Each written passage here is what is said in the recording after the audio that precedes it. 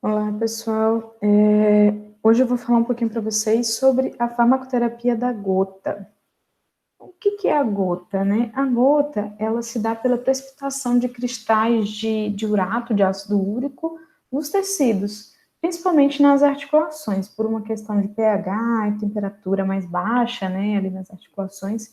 Esse ácido úrico, ele acaba se cristalizando, formando cristalzinhos que vão se depositando, que não conseguem se dissolver de forma adequada, percorrer de forma adequada, e aí ele acaba se cristalizando, se depositando nessas articulações. E esse depósito desses cristais nas articulações provoca uma resposta inflamatória, migração de células de defesa, edema e dor, causa muita dor, né?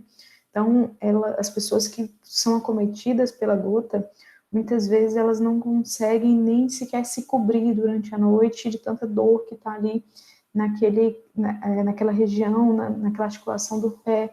E tem muitos cristais, fica extremamente doloroso só de encostar o lençol, ela sente muita dor, né? Normalmente a gota, ela provoca uma monoartrite distal dolorosa, então, na maioria das vezes, uma só articulação ela é acometida, né? Mas ela pode ocasionar também destruição da articulação, depósitos subcutâneos, que são os tofos, que é esse que vocês estão vendo aqui na imagem, né? Que é um depósito, um acúmulo muito maior, né? Além de poder ainda provocar cálculos e lesões renais, né? Porque são cristais ali que são cristais maiores que vão sendo depositados. Pensando isso a nível renal, eu posso ter lesões renais em decorrência desses depósitos nos rins, migração de células pró-inflamatórias para esse local, com degradação celular, né? Promovendo lesões irreversíveis, tá? Na maioria dos casos, a gota ela é ocasionada por uma excreção insuficiente desse urato, desse ácido úrico, e não por uma produção excessiva.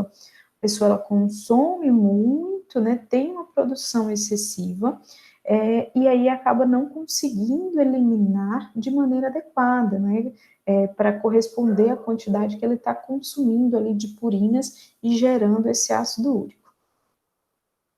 O tratamento ele visa aliviar os sintomas do ataque agudo da gota, diminuir o risco de ataques recorrentes e reduzir os níveis séricos de urato, né, da minha circulação sanguínea. O que eu posso utilizar? Quais os fármacos que são utilizados para o tratamento da gota? Fármacos que aliviam inflamação e dor, como AINES, colchicina e glicocorticoide.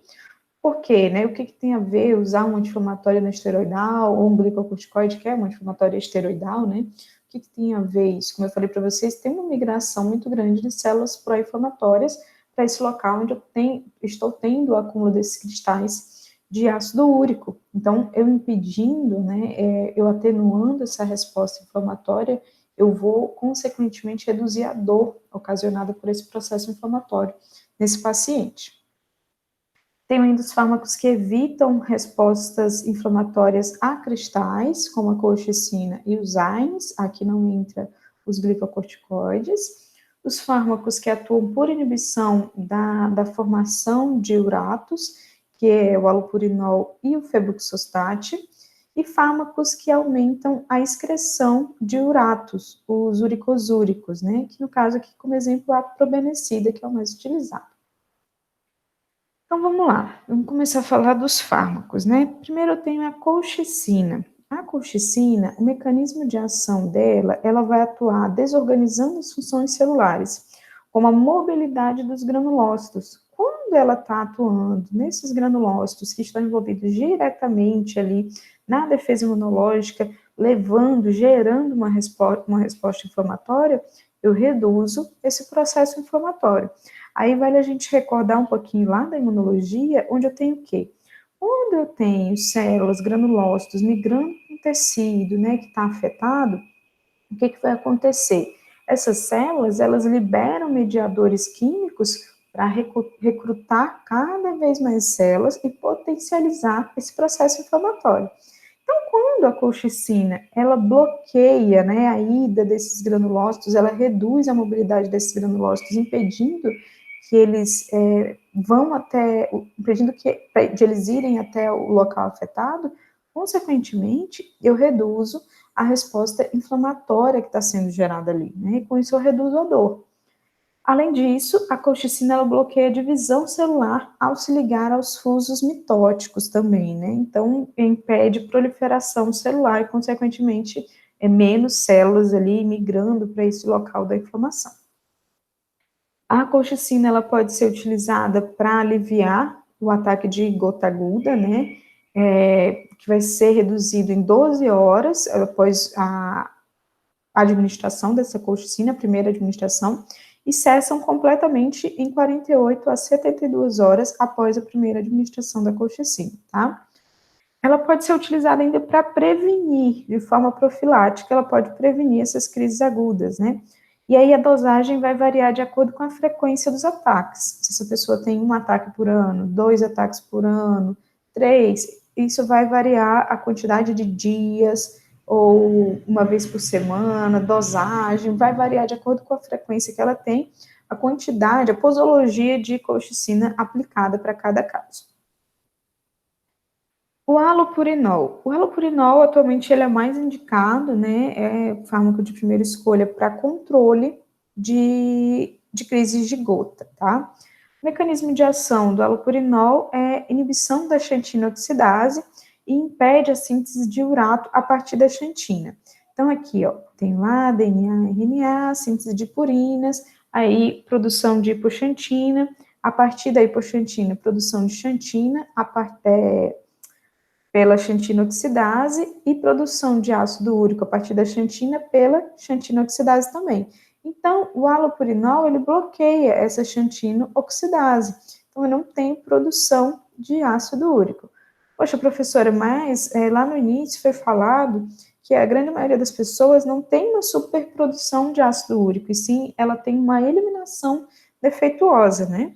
Não consegue eliminar suficientemente a quantidade de ácido úrico que está sendo produzida.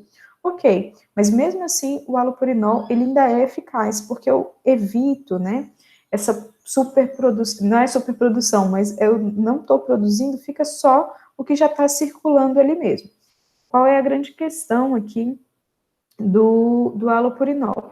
Ele não é indicado como início de terapia, né? O ideal é que você administre primeiro a colchicina, por exemplo, para reduzir esse processo inflamatório, tirar esse paciente da crise, e aí sim depois eu utilizo o halopurinol.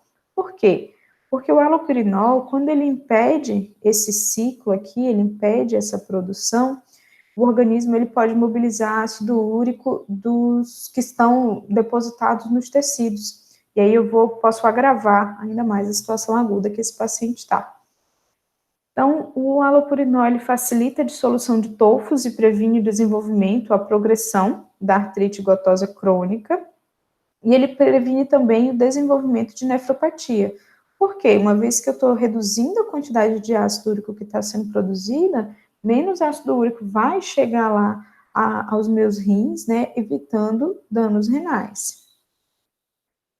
A utilização do halopurinol pode levar à ocorrência de ataques agudos, como eu falei para vocês, né, pela mobilização de ácido úrico de reservas teciduais, né, então por isso a administração de colchicina, ela deve ser indicada para suprimir esses ataques agudos devido a essa mobilização de ácido úrico tecidual. O febuxostat, ele segue o mesmo princípio do halopurinol, ele também é um inibidor da xantina oxidase, tá? Não tem a mesma estrutura, mas tem as mesmas indicações, tem a mesma forma que o halopurinol. Ele é recomendado para pessoas que não, por algum motivo, não podem tomar o halopurinol, né? Tem alguma alergia, ou apresentou uma sensibilidade, enfim, é indicado para quem não pode tomar halopurinol, aí vai ser administrado o febuxostat. A rasburicase, ela é uma uratoxidase recombinante, né, por engenharia genética, que catalisa a oxidação do ácido úrico em um metabólito solúvel, a alantoína, né, que seria a função da uricase que é feita nos outros animais, que nos humanos e nos primatas isso não acontece, a gente não tem essa capacidade de converter, né, o ácido úrico em alantoína. Então, ela faria o papel da uricase que é encontrada nos outros animais. Ela é indicada para tratamento inicial dos níveis plasmáticos elevados de ácido úrico em paciente pediátrico com leucemia, linfoma e tumores malignos.